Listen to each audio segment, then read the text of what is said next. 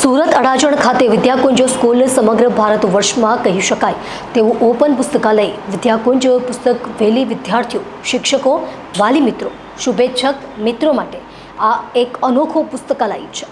આપણે આપણી જાતને જ્યાં ખોઈ પણ શકીએ અને જોઈ પણ શકીએ તે જગ્યા એટલે પુસ્તક।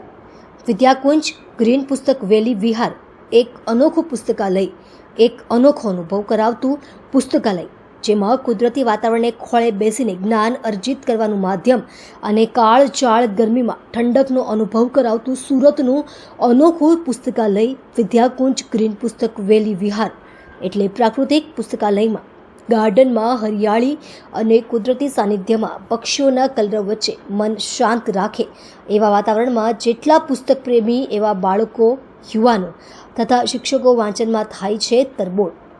પુસ્તકો સમયના વિશાળ સાગરખંડમાં ઊભી કરાયેલી દીવાદાંડી સમાન છે। પુસ્તકો એ વિશ્વ તરફ ઉઘડતી બારી છે। આજે વિશ્વ પુસ્તક દિવસ છે, ત્યારે પુસ્તકો સાથેની દોસ્તીને પાક્કી કરજો, કારણ કે પુસ્તકો એવો દોસ્ત છે જે તમારી આંગળી ક્યારેય છોડતા નથી।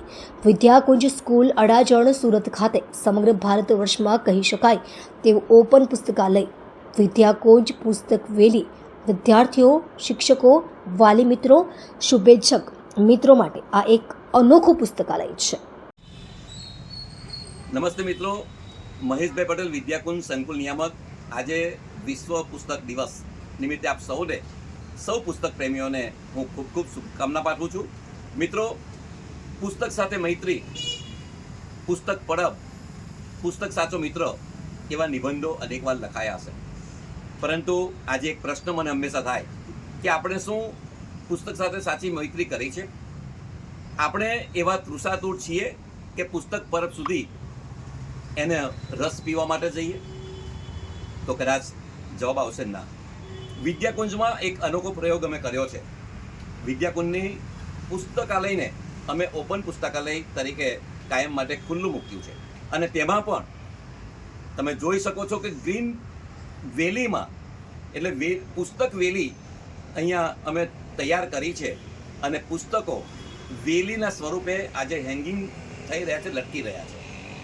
હું કલ્પના કરી શકું કે મારી આ વેલીમાં પુસ્તક જે લટકી રહ્યા છે ત્યાં કોઈક કોયલ આવીને ટહુકો કરે, કોઈક પતંગિયું આવીને બેસે, એમ આ પુસ્તક જ્યાં લટકતા હોય ત્યારે મારા વિદ્યાર્થીઓનું મન, મારા વિદ્યાર્થીઓ, મારા શિક્ષકો, મારા વાલી મિત્રો પણ ક્યારેક અહીંયા આવીને બેસે અને નિરાંતની પળોમાં પુસ્તક વાંચે।